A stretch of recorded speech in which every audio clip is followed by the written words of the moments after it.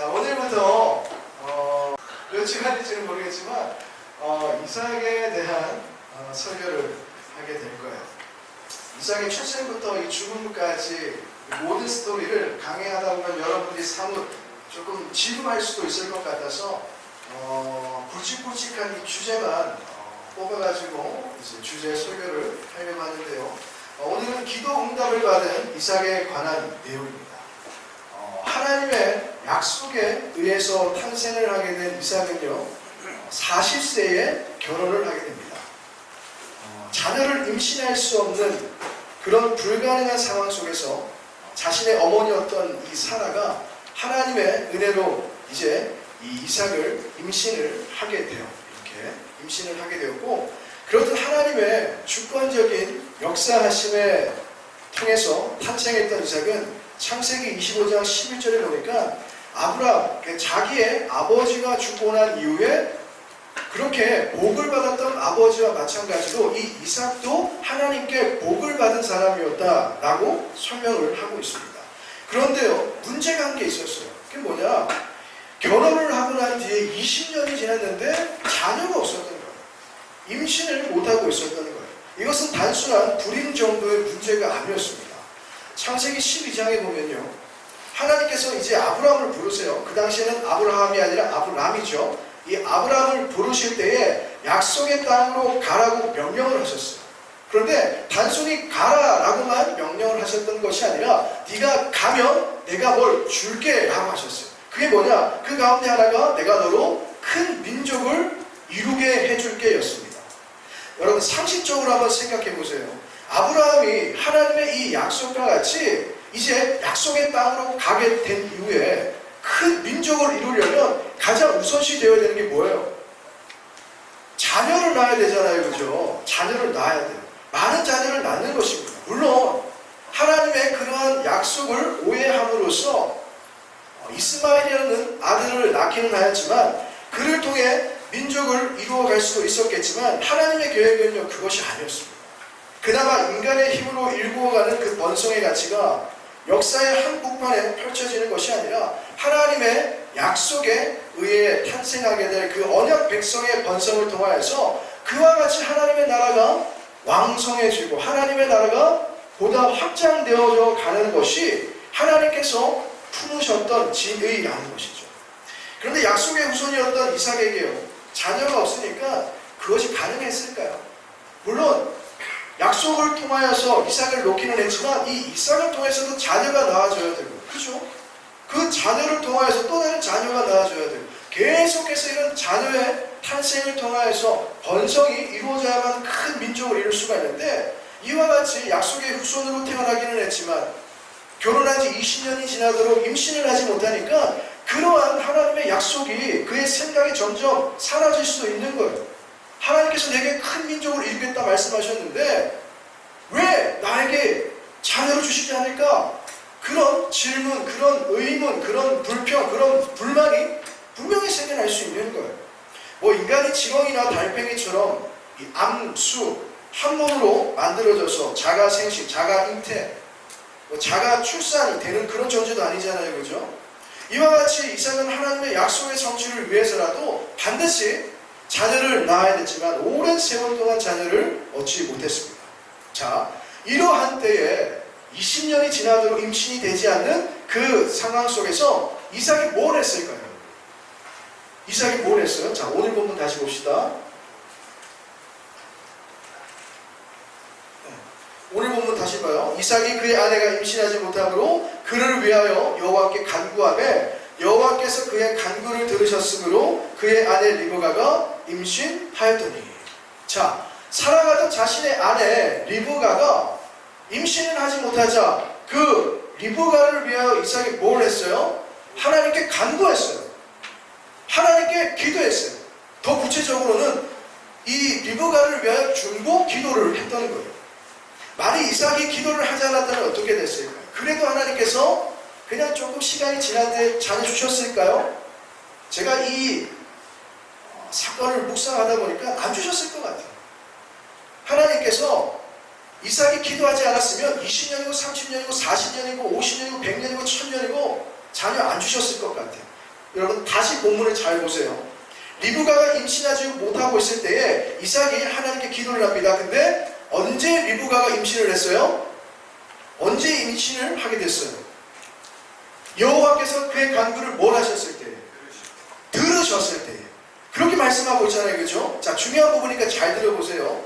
하나님께서는요, 모든 것을 홀로 계획하시고 그 모든 계획을 홀로 완성하실 수 있는 전지전능하신 분이세요. 그러니까 이 아브라함을 부르시고 약속의 땅으로 보내시고 난 뒤에 내가 너로 큰 민족 이루게 해줄게, 이런 계획을 정하셨으면 그냥 아브라함이 아니라 그 누구를 통하지 않고서라도 하나님은 다 완성하실 수 있는 분인 거예요. 어떻게 해서든지 그걸 성취하실 수 있는 분이 전능하신 하나님이세요.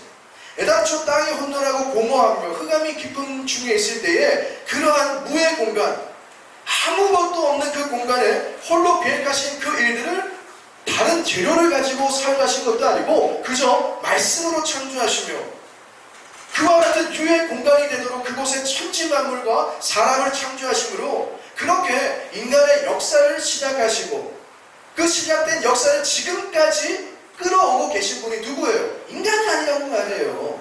하나님이시라는 말입니다.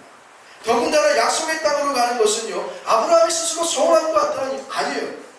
알지도 못하던 하빌이었거든요. 그가 천한 계층의 사람이 아브라함이었어요. 그렇듯 종과 같은 사람이 눈에 보이지도 않고 듣지도 못했던, 알지도 못했던 그런 하나님께 하나님 저 약속의 땅으로 보내주세요. 저로 큰 민족을 이루게 해주세요. 항상 나와 함께 하시고 나에게 복을 주세요. 이걸 지금 기도하고 소원했던 게 아니라니까요. 세상에 많고 많은 사람들 중에 아브라함이라는 이 사람을 하나님께서 택하시고 그 사람을 인도에 가셨다는 거예요. 큰 민족이 이루어질 때까지 하나님께서 섭리하시고 그렇게 이루어질 수 있도록 복을 주시고 은혜를 주시고 인도에 가시고 부족한 데를 채워주시고 능력을 행하여 주셨다는 사실입니다. 그러므로 하나님께서 원하신다면요, 그 약속이 이루어지면은 사실 이삭의 기도는 전제되지 않아도 상관이 없다는 거예요. 이삭이 기도 하나 안 하나 임신하게 되는 문제는 하나님께는 별 상관이 없다는 거예요. 그런데요, 하나님께서는요, 일방적으로 하나님께서 계획하신 일들을 성취해 가지 않으신다는 거예요. 여러분 이걸 잘 기억해야 돼요. 자, 빌립보서 2장 13절, 너희 안에서 행하시는 이는 하나님이시니 자기의 기쁘신 뜻을 위하여 너희에게 소원을 두고 행하게 하시나니. 자, 이 말씀 보니까 하나님께서 우리에게 뭘 두게 하신다고요? 소원. 하나님은 여러분들을 통해서 계획하신 놀라운 일들을 반드시 이루어 가실 겁니다. 그런데 그러한 계획을 이루어 가실 때에 여러분들로 하여금 강압적으로 시키는 게 아니라는 거예요. 마음의 원함을 주신다니까요. 그냥 가만히 있는 여러분들의 삶을 강제적으로 너희 따라와 잡아가지고 너 이제 이거 해, 이래서 하나님의 계획을 성취하실 게 아니라 여러분들의 삶에 이것을 하고 싶어하는, 하나님의 계획을 성취하고 싶은 그런 마음의 소원을 주셔서 자원하는 마음으로, 감사하는 마음으로, 내게 주신 그 은혜에 감격하며 기쁨으로 하나님의 일들, 하나님의 영광, 하나님의 나라를 위하여서 여러분들이 한 걸음 한 걸음 한 걸음 내딛으며 그렇게 그 일들을 성취해 갈 수 있도록 이끌어 가신다는 겁니다. 아브라함부터 계승되어던 그 약속의 성취에 대한 믿음으로 이삭이 하나님의 기쁘신 뜻을 위하여 기도하며 결국 리브가가 임신을 하게 되었던 것처럼 하나님께서는요, 하나님의 그 일들을 이루시기까지 여러분들의 뭐를 기다리고 있다는 거예요? 기도를 기다리고 계신다는 거예요. 기도를. 어떠한 기도? 마음에 소원이 담겨져 있는 기도. 그 기도를 하나님께서 듣기를 원하신다는 겁니다. 성경에 기록된 무수한 하나님의 약속, 또 하나님의 복, 하나님의 구원, 하나님의 은혜를 여러분들의 마음속에 소원으로 삼으라는 거예요. 그래서 입술을 열어 기도할 때까지 기다렸다가 그 기도를 통하여서 예비하신 하나님의 그 계획을 실행하시고 예비하신 하나님의 그 풍성한 은혜가 여러분들의 삶에서 누려질 수 있도록 그렇게 일을 하신다는 겁니다. 설교를 준비하면서 보통 이런 생각이 들었어요. 하나님은 우리와 함께 일하기를 원하시고 하나님의 계획을 우리와 함께 완성해 가실 때에 기뻐하시는구나. 이런 생각이 들었어요. 그냥 하나님 혼자 여러 가지 일들을 할 때 기뻐하시는 것이 아니라 한낱 피조물, 먼지 같은 인생, 죄악으로 가득한 아무 쓸모없는 쓰레기 같은 그러한 연약한 인생이지만 그럼에도 불구하고 그 인생에 은혜를 주셔서 마음의 소원을 갖게 하시고 기도함을 통하여서 위대하신 하나님의 꿈을 꾸고 그 비전을 이 땅에서 하나하나 이루어갈 때에 그렇듯 하나님과 함께 하나님의 계획을 실행해 나갈 때 하나님께서 그때 기뻐하시는구나, 이런 마음이 들었어요. 그러면서 떠올랐던 말이 고린도전서 3장 9절 말씀이에요. 우리는 하나님의 동력자다. 여러분, 가슴 벅차지 않으세요? 와, 목사님이 이 말씀이 떠올랐을 때 소름이 끼쳤어요. 와, 나에게도 이제 이런 영감을 주시는구나. 하나님은 우리의 동력자시래요. 대단한 말씀 아니에요, 여러분들? 하나님께서는 당신의 계획을 이루기 위하여서 인간을 그때그때 사용하고 버리는 소모품으로 여기지 않으시고 인격적으로 우리를 부르신다는 거예요. 그렇게 부르신 모든 인생을 인격적으로 대우해 주시고 인격적으로 함께 일을 하시고 하나님의 파트너, 하나님의 동력자로 살아갈 수 있도록 인도해 가신다는 겁니다. 여러분들의 존재가 이 정도로 소중하다니까요. 여러분들을 사랑하세요. 여러분들은 소중한 존재예요. 하나님의 동력자라니까요. 하나님께서 여러분들을 파트너로 부르셨다니까요. 그만큼 귀중한 존재이니까 여러분들의 인생을 향하여서 포기하지 마시고 여러분들 스스로 자존감을 더욱더 크게 가지시고 나는 할 수 있다, 나는 하나님과 함께 모든 일들을 해낼 수 있다, 이런 믿음의 고백을 통하여서 세상 가운데 나아가서 하나님의 영광 위하여서 정말 큰 사람으로서 큰 일들을 행할 수 있는 믿음의 종들이 다 되시기를 예수님의 이름으로 간절히 축원합니다. 중요한 것은요, 하나님의 동력자로 부르심을 받은 여러분들의 삶에 반드시 선행되어져야 될 것이 있다는 거예요. 그게 뭐예요? 기도예요, 기도. 하나님께서는 이삭의 기도를 받아내시기 위해서 무려 20년이라는 그 긴 세월 동안 침묵을 하셨어요. 그렇잖아요, 그죠? 약속은 하셨는데 그 약속이 이루어지기까지는 이삭의 기도가 필요했고 그 이삭이 기도하기까지는 무려 20년이 걸렸다는 거예요. 그 20년이 걸리는 동안에 하나님께서는 그냥 그걸 지켜보셨다니까요. 여러분들도 하나님의 침묵이 있을 수 있어요. 여러분들의 삶에 기도하지 않고 하나님께 간절한 마음에 소원을 가지지 않으면 뭔가 열심히 하는 것 같아도 의지적으로 뭔가 최선을 다하는 것 같아도 이 이삭과 같이 하나님의 계획을 체험하지 못하는 그런 하나님의 침묵이 경험되어질 수 있다는 거예요. 그러한 때 여러분들이 뭘 해야 된다고요? 기도해야 하는 거예요. 이삭이 하나님께 기도했을 때 그 기도를 하나님께서 들으시고 그때 비로소 리브가가 임신을 할 수 있도록 은혜를 베풀어 주셨던 것처럼 그 약속을 성취해 주셨던 것처럼 하나님께서는 여러분들 한 사람 한 사람을 향한 계획이 있으세요. 그 계획이 성취되기 위하여서는 여러분들이 입술을 열어서 하나님을 향하여서 기도하기를 기다리고 계신다는 거예요. 그렇게 기도하기만 하면 열어주시는 거예요. 부어주시는 거예요. 뚫어주시는 거예요. 때때로 힘들고 어렵고 아무런 상황을 만나게 되었을 때에 길이 보이지 않을 수 있습니다. 조용? 그죠?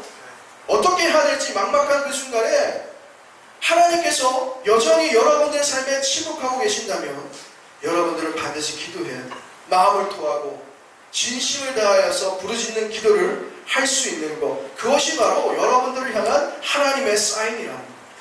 그러므로 여러분들이 경험하게 되는 좋지 않은 모든 일들은 여러분들의 간구를 들으심으로, 여러분들의 기도를 들으심으로 풀어주시고 열어주시고 길을 내시는 하나님의 복을 받을 수 있는 전야제일 수 있다는 사실을 여러분들 기억할 수 있기를 바랍니다.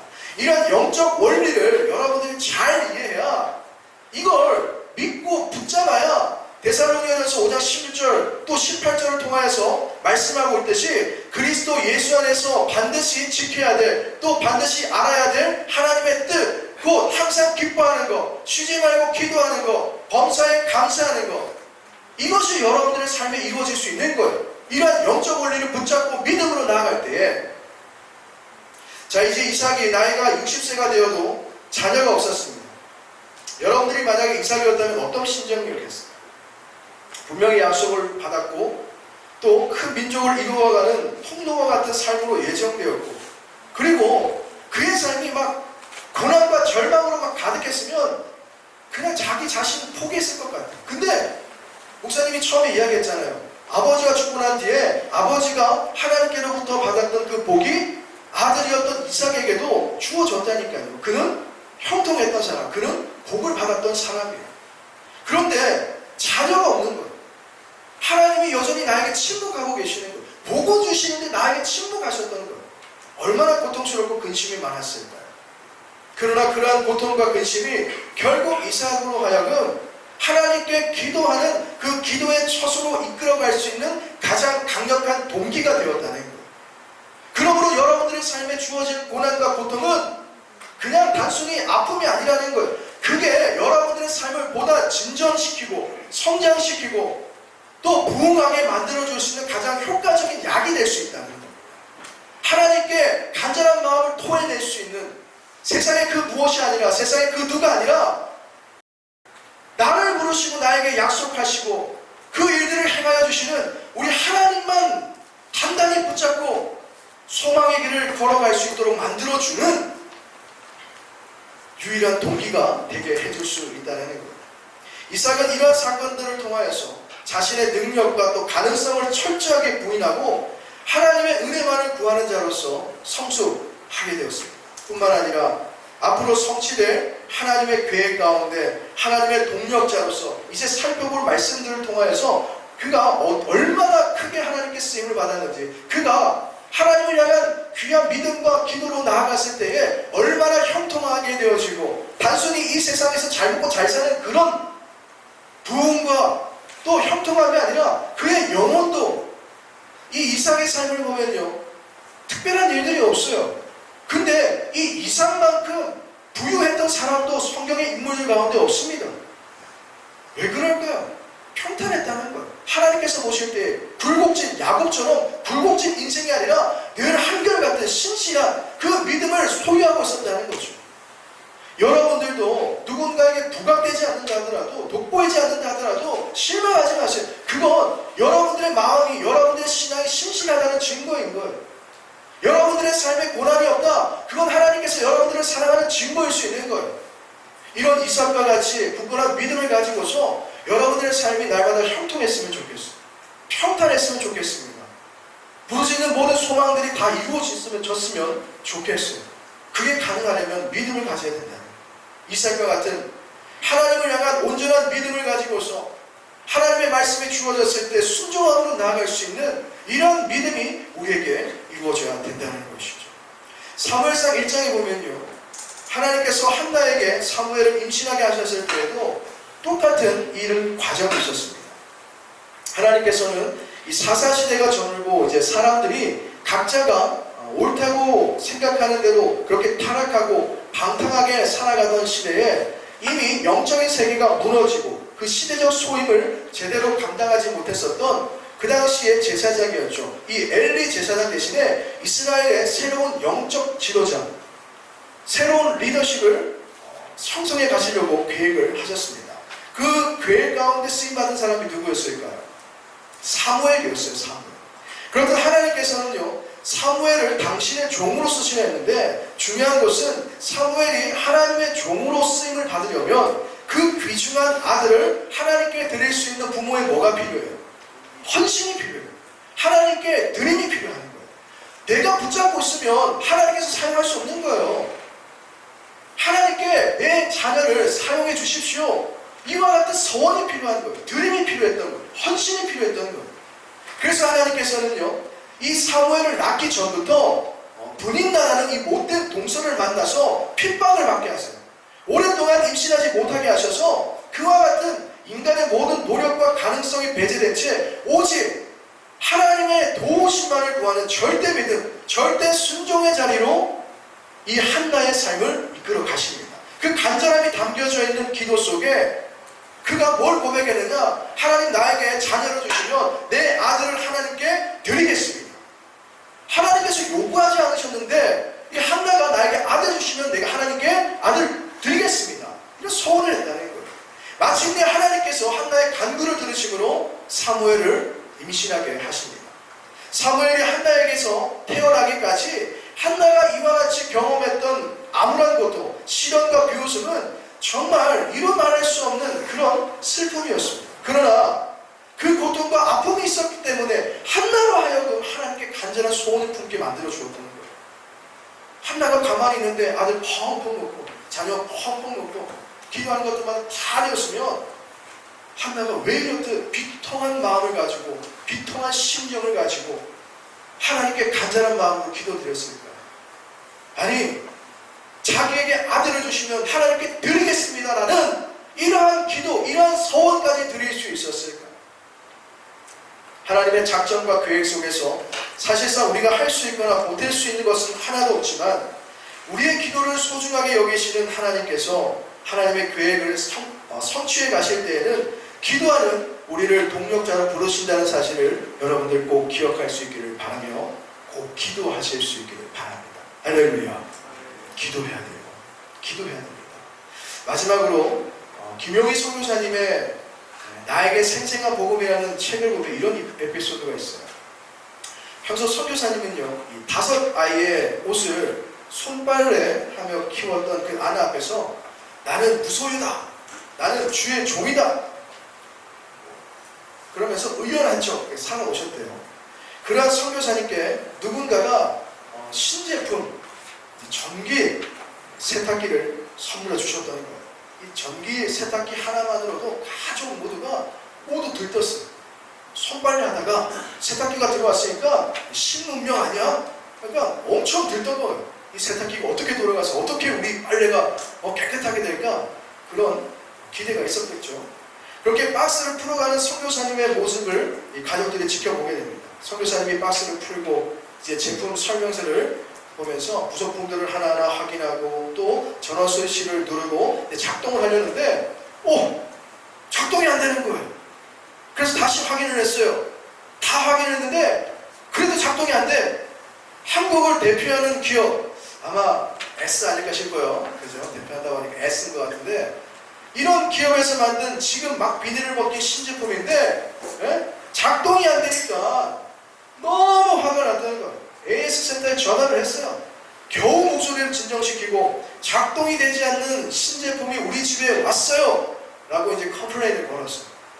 그래서 직원이 거듭 사과하면서 책임지고 도와드릴 텐데 이제 기사님을 보내기 전에 몇 가지 확인을 하겠습니다. 물어봤어요. 설명서를 봤습니까? 봤다. 설명서대로 했습니까? 확인하고 내가 제대로 했다. 계속 물어보고 또 대답하고 물어보고 대답을 했다는 거예요. 자, 이제 마지막으로 하나만 제가 더 물어볼게요. 혹시 전원 코드는 꽂으셨습니까? 그 순간 선교사님의 머리가 하얘졌다는 거예요. 이게 뭘 의미할까요? 꽂았다는 거예요? 안 꽂았다는 거예요? 안 꽂았다는 거예요. 전원 코드를 꽂지 않고 나머지를 완벽하게 다 해놓은 거예요. 그래도 아무리 완벽해도 전원 코드를 꽂지 않으니까 전기가 안 오지 않을까?